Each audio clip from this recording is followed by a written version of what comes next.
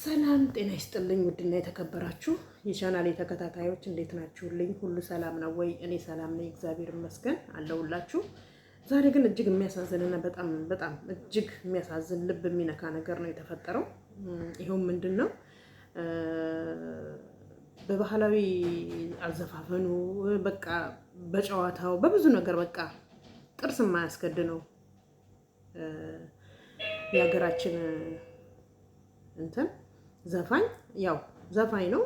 ሰማይን በለው በጣም ያሳዝናል በእውነት ከልጅነት ጀምሮ እየሰማነው ራሳችንን በቃ እንዴት ነው አዘፋፈኑ ሁኔታው በጣም በቃ የሚያቀርባቸው ዘፈኖች ምናምን በቃ ልክ ደስ የሚሉ የማይሰለቹ ያው ዘፈን እኛ በሃይማኖታችንም ኃጢአት ነው ቢባልም ግን ያው ለነሱም ደግሞ መተዳደሪያ ነው። እኛም መስማታችንን ማንተውም ያው ይሄ ህይወት ነው እንግዲህ ህይወት ጉዳይ ነው።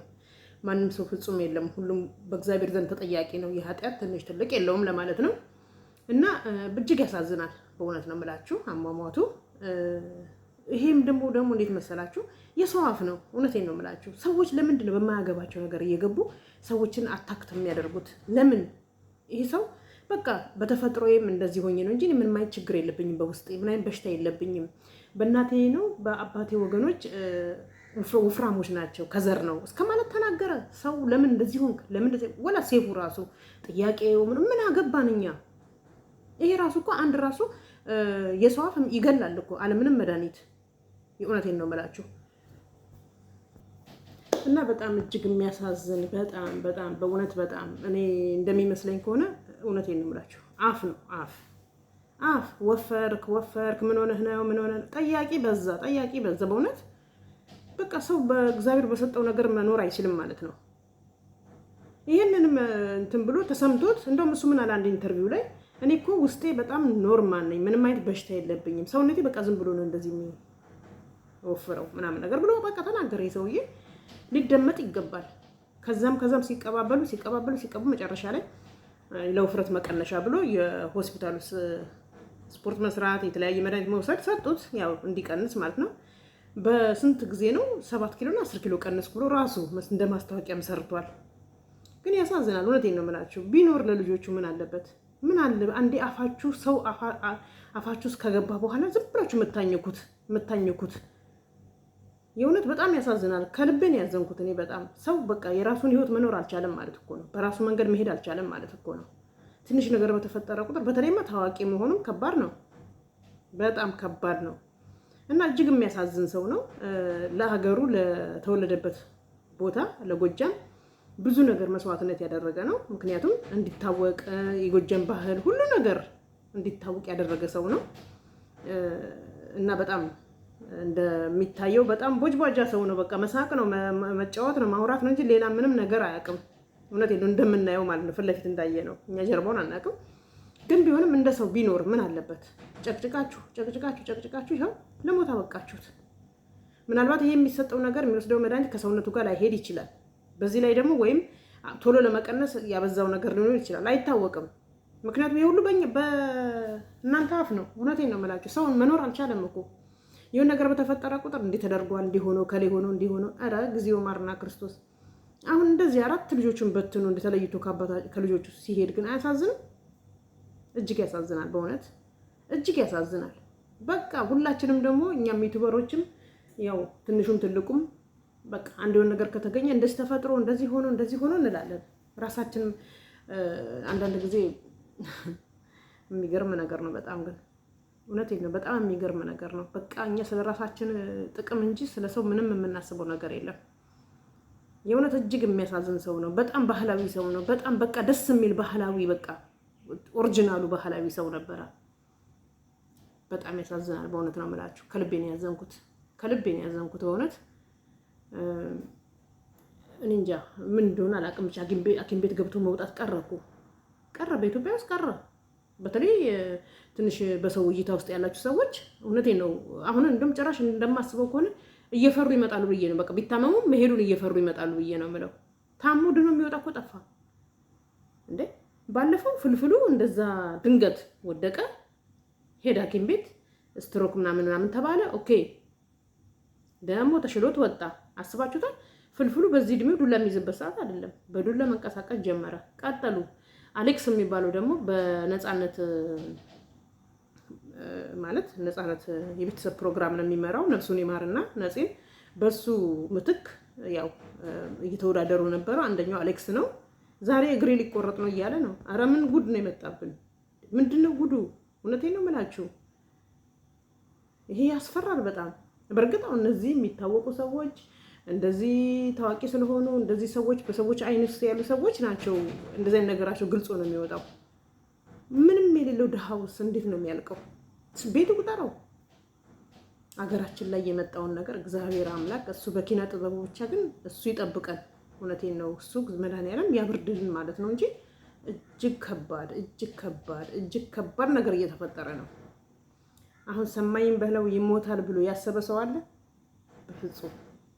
በፍጹም ያሰበ ሰው የለም። ግን እጅግ ያሳዝናል ወንድማችን። ምንም ቢሆን ትንሽ እድሜውን ቢያስረዝመው ጥሩ ነው። ለቤተሰቦቹም፣ ለልጆቹም፣ ለእኛም እንደ ሀገር ከሞት ምን ይገኛል? እባካችሁን የሰውን ስጋ አትብሉ፣ አትቦጫጭቁ እባካችሁ። ኧረ ኢትዮጵያ አቤት! እኛ በተወለድንበት ዘመንና የአሁኑ ዘመን አቤት ልዩነቱ የሰማይና የምድር ነው። እውነቴን ነው የምላችሁ።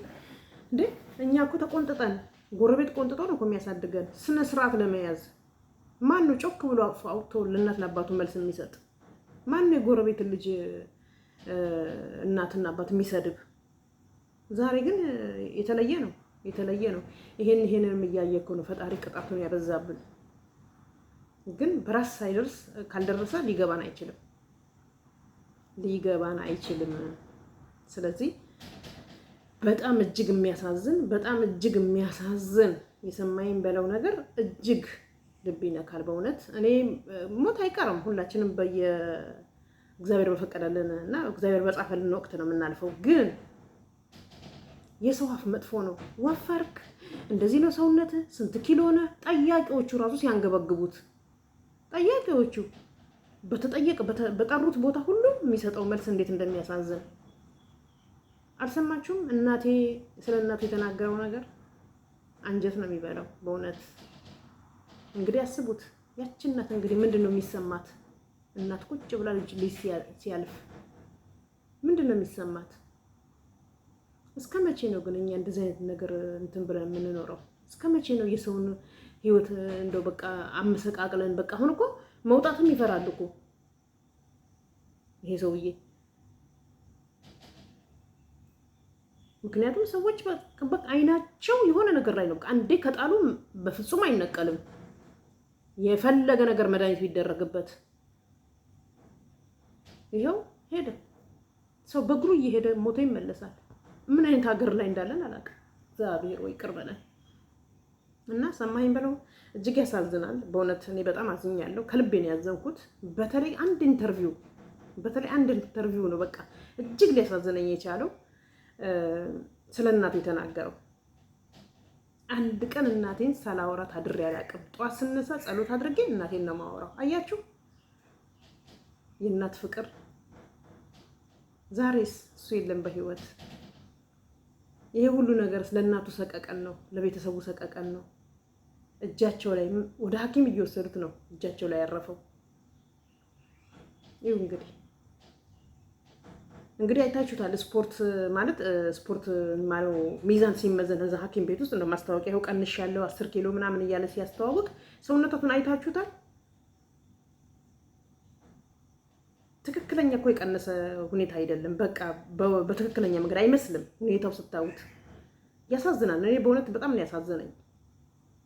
እግዚአብሔር አምላክ ነፍስህን ይማረው፣ በደጋጎቹ ጎን ያስቀምጥክ፣ ገነትን ያውርስክ። በጣም ያሳዝናል። ለሞቱት ሁሉ በቃ ለሞቱት ቤት ሞት ለገባበት ቤት ሁሉ ነፍሳቸውን ይማርልን እና እጅግ ያሳዝናል። እባካችሁ ከሰው ሰውነት ላይ ከሰው ትከሻ ላይ ውረዱ። እባካችሁን ሰውን አትቦጭቁ፣ ሰውን አትብሉ። በስማም ጦር ነው አይናችሁ። እንዳወራችሁ ጠያቂውም ኮመንታተሩም ምንም እኮ ነበር እሱ ያንገበገበው። አንተ ወፈርክ፣ አንተ ኪሎ እንደዚህ ሆንክ፣ አንተ እንደዚህ። የራሳችሁን ግን አትጠየቁም። እናንተ ያው ቢዝነስ ነው፣ የቢዝነሳችሁን ጉዳይ ነው የምታጣጥሙት። እና በጣም ያሳዝናል። ወንድማችን ነፍስህን ይማረው፣ ገነትን ያውርስህ። ለቤተሰቡ፣ ለልጆቹ፣ ለባለቤቱ፣ ለሁሉም፣ ለእናቱም፣ ለዘር ማንዘሩም መጽናናትን ይስጠው። እንግዲህ ምንም ማድረግ አይቻልም። እግዚአብሔር ያመጣውን ነገር ነው መቀበል ነው። ምንም ማድረግ አይቻልም። እና ሰላማችሁን ያብዛልኝ። እወዳችኋለሁ።